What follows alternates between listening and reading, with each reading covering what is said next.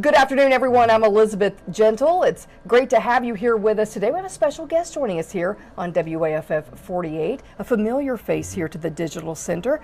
We have Cleet Wetley here with us with Huntsville Recovery. He's the admissions director there, and we appreciate you being here, Cleet. Well, thank you so much. It's a real honor to be here. And today I'm really excited to talk about something that we've been doing for a while, but the community may not be aware of. Okay. One of the keys to helping people in long-term recovery is to have a good network of peer support.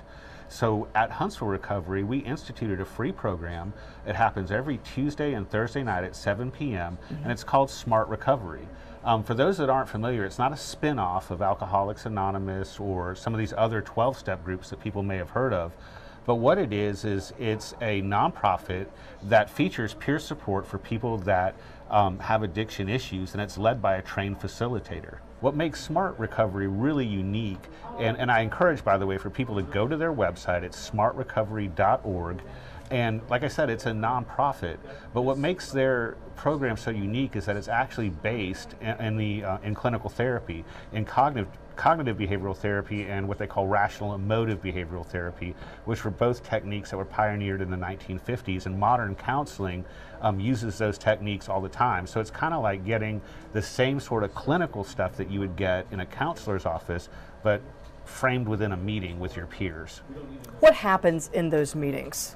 Well, what happens is they usually start with what's called a check-in, where everybody talks about what's been going on and how they're doing. And then based on that conversation, the facilitator will introduce one of the Smart Recovery tools that, again, trains people in recovery.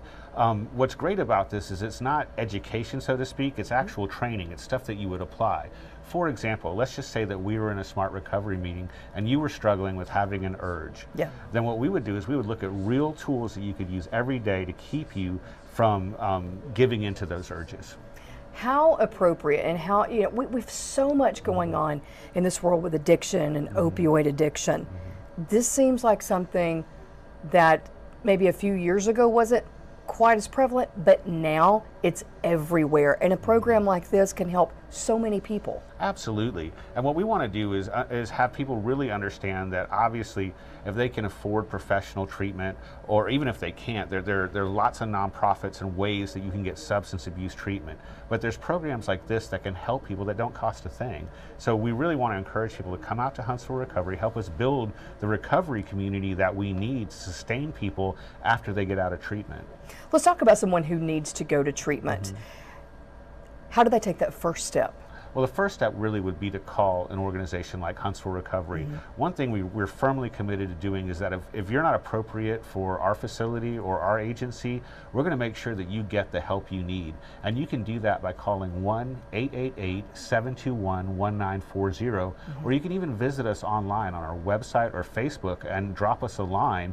We will make sure that you stay, we will protect your anonymity, but we'll answer your questions. And then we'd love to invite you to come in, set up an appointment. You can talk to me or other substance abuse professionals, and what we'll do is really figure out, what kind of care that you need. And like I said, if we can't help you, we'll refer you to the place that can. Talk about some success stories. Sure, there's lots of success stories. And, the thing about recovery, and I always say this, it's kind of messy, that sometimes people get it on the first try, which is a miracle, and other people it may take 100 tries. But there's a courage that it takes to go down that road of recovery and to meet and deal with those obstacles. But we see it all the time where people have had profound addiction problems and life problems.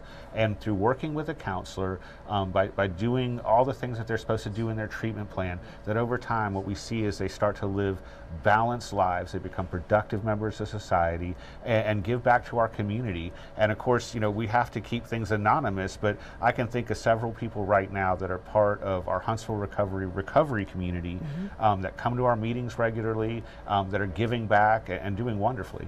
Because that's what it's all about. That's making right. people well, getting past this addiction, and getting back to real life. Absolutely. And also, too, one thing people should really understand that sets Huntsville Recovery apart is we really believe in treating people with respect. One of the hardest things about addiction is the stigma that people feel. You know, it's guilt and shame and remorse and feeling like everybody's looking at you kind of thing. So we really go out of our way at Huntsville Recovery not only to preserve people's anonymity, but again, when they come into a warm environment, it's a beautiful facility and they really feel welcome and like they're part of our family.